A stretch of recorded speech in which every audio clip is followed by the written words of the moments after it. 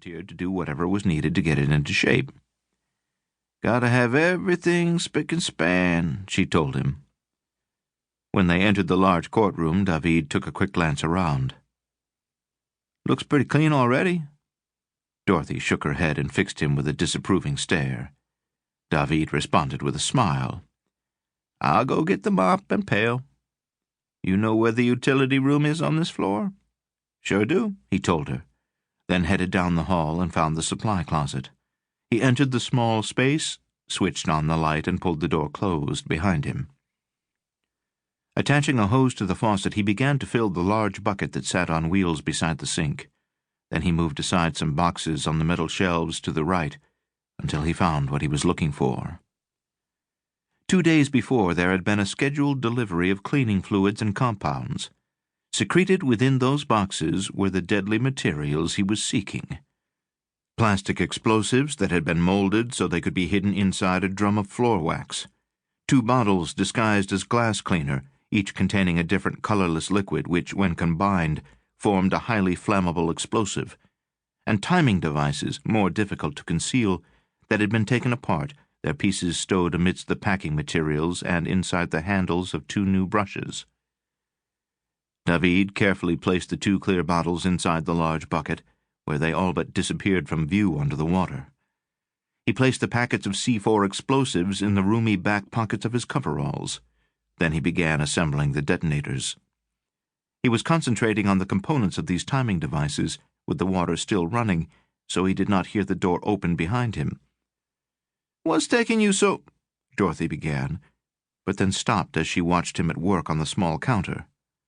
"What the hell are those?" David's plan was to convince the old lady to leave him in the courtroom, promising her that he would scrub the floors until they shined. He had no interest in killing her, since that would just create an unneeded complication.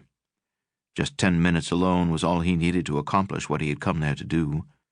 After that, he would finish the shift with her, and they could walk out of the building together. That was no longer an option. When he turned to face her, the look in his eyes instantly told her all she needed to know. She made a move to back away and began to cry out, but he was too fast and too strong.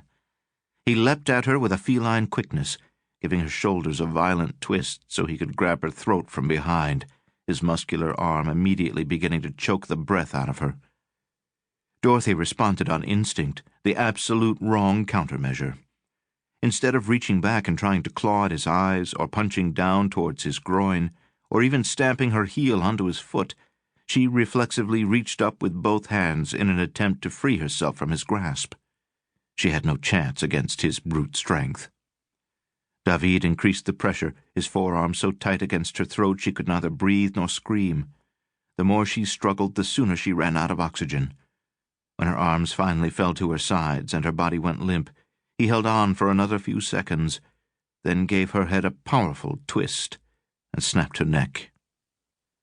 Certain she was dead, he let her go, her corpse sliding from his grip onto the floor.